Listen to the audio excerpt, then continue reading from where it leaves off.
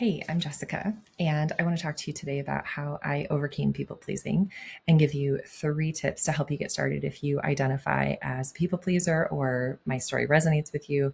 So, before I get into those 3 tips, I want to share a little bit about me and my journey that led me along this path of overcoming.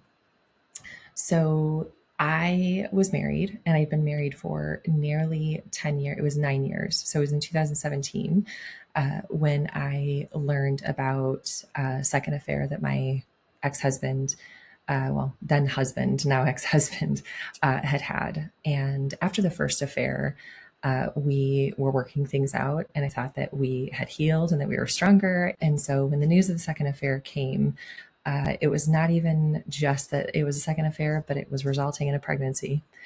I still wanted to hold on to our relationship, our marriage. He was choosing me. I was choosing him. I had been choosing him the whole time. And here's what I know now about myself that I didn't know fully then is that I felt like if I just loved enough, if I just gave a little bit more, if I shrunk back, if I uh, was sacrificial, and if I suffered, if I like wore my suffering like a badge of honor or something, that then he would choose me, and that then one day I would be worthy of acceptance and love and him choosing me.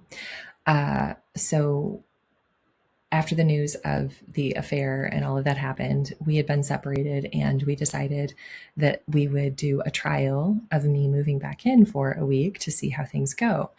And it was 8 months into the pregnancy that the other woman shows up at the house, and we both were impacted by this reality that he had been communicating that he was choosing us both without the other person knowing. And this is where things started unraveling for me. I could no longer ignore the pain and the heartache that I was in. I was so heartbroken that I had been holding on to this hope that this could work out, and yet he still was choosing different things. We were not on the same page. So I found myself at a women's retreat at the time that they were at the hospital in labor. And it was probably the first time ever in my life, in my adult life, that I allowed myself, that I felt safe enough to just feel the depths of my pain and my heartbreak. This was where some shifts started to subtly happen for me.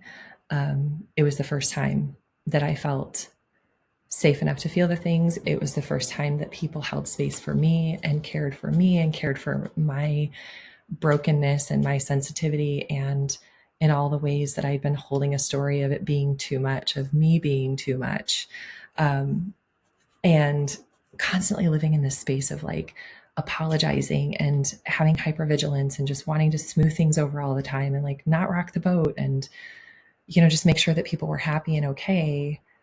I started learning tools and resources to get real about what I was experiencing.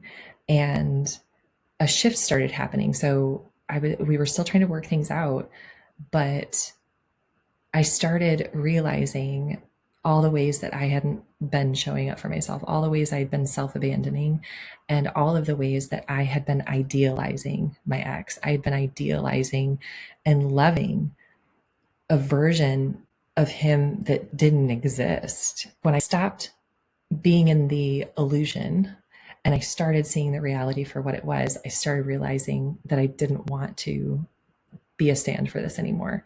And so I filed for divorce. And in 2020, my divorce was final. And that was the start of this, it unlocked almost like this liberation journey for me, this self-discovery journey.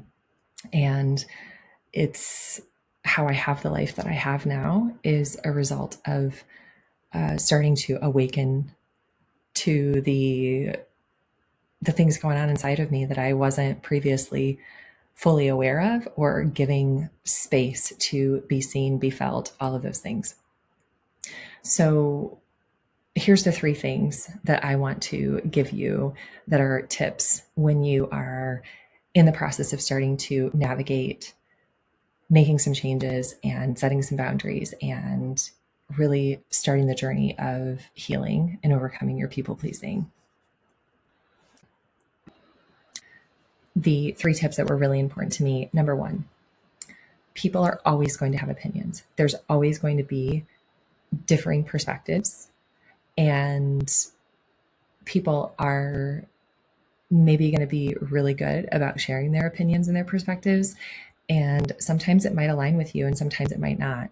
And this is where it gets like really sticky with the people pleasing wound, is that really the most important thing is learning how to honor your journey and your path to starting to show up for yourself and heal the part of you that's constantly focused on everyone else.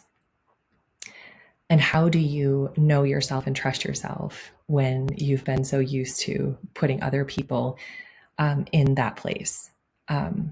So the number one thing is just knowing that everybody's going to have perspective. The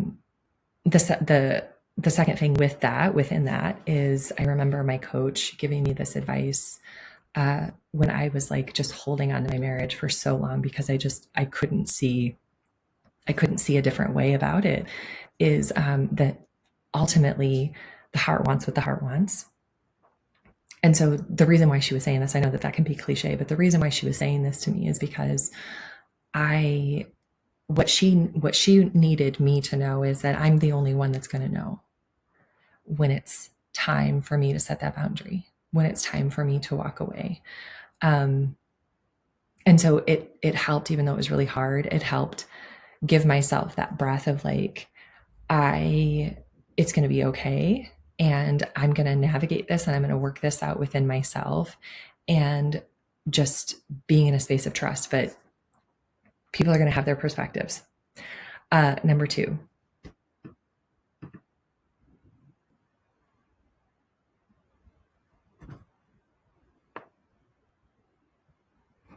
there's a pretty good chance that you're going to need support if you are ready to embark on this journey of overcoming your people pleasing. And I'm speaking from personal experience, because thinking that we can do it on our own, thinking that we have what we need to do it on our own, I'm just telling you right now, people pleasing is all around us. The support systems that we have in place in our life, those support systems are going to support us being the people that they know us being. So to interrupt that pattern, to create a new way of living, a new way of being, involves being able to have a perspective from someone and to have a space with someone where they can support you in navigating a different way moving forward.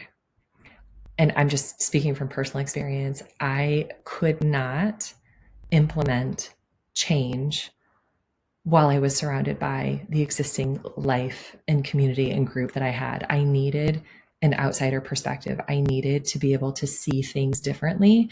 And by me being able to work with a coach, it was an emotional growth coach, she was so supportive in being able to help me unlock things that were already within me. She wasn't trying to tell me how to live my life or how to be, but I was learning about myself, and I had space to learn about myself where there wasn't judgment, where there wasn't bias or anything like that. And so that's another important bit, that it's important to have support. It's important to have someone, whether it's a therapist, coach, whatever. The third point, and honestly, probably the most important point, is working with someone that your nervous system feels safe to work with.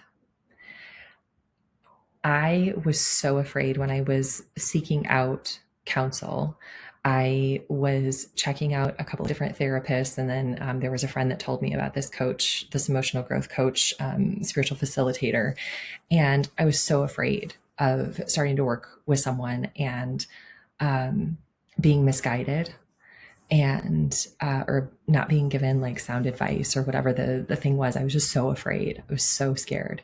And I met this woman and we started talking, and she just held space for me. She held space and was a safe space for me to uh, really see and experience my emotions for the first time. Like, experience that there's like safety in like feeling my feels, and that I don't have to rush this, and this is ultimately what's true. So our just a quick little like lesson on nervous systems is that our nervous systems are designed to perceive, to scan for potential threats. Okay. So if we have a baseline belief that when we express ourselves, we're too much, or that it's not safe to express ourselves, our nervous system is going to constantly flag and do everything to stop us from expressing ourselves, because there were earlier childhood experiences that suggested that, hey, do you remember what happened when you were overly expressive with your emotions? Do you remember how you were punished? And ultimately we're just looking for love and acceptance. And so it's super important not to do, like, trying to make change with brute force is not sustainable, and it doesn't actually create lasting change. What creates lasting change is moving as fast as the slowest part of us feels safe to go. So that's where it's like super important to find someone that your nervous system feels safe with being with, so that you can begin to explore these inner parts. Because, friends, I just got to tell you that realistically, you could be exploring things within yourself for the first time ever, and seeing things for the first time ever. And so feeling safe is a really, really important thing, and probably the number one thing. So, in the midst of sharing all of this, this is the exciting things that I want to share with you, is that I have created a 5-day people pleasing detox program. I'm so excited to be able to share with you. So, what this looks like, it's actually not a group workshop dynamic, it's actually just one on one coaching with me. And it's 5 days of just immersive things, working together through your wants and the things that are blocking you and where you want to be, and looking at what the gaps are with all of that. And I want to be able to share the resources and the tools that I've learned to basically support me in being able to overcome my people pleasing. And so I am currently offering 3 spots for free for this 5-day people pleasing detox challenge. And so I'm going to put the link below, and please click on it. If you are curious in the slightest, click on the link, schedule your day one call with me, and we can start having a conversation, and we can start making shifts and changes, even if they're micro. I know that it can be scary. Change can be scary, but it's going to be okay. And even if changes are micro, like, that's the goal, is just taking micro steps. So if this resonates at all with you, please click on the link. I would love to meet you. I would love to connect with you and support you along this journey. Change comes when we decide. Okay, change doesn't happen by accident. Change comes when we decide. Are you ready? Are you ready to decide?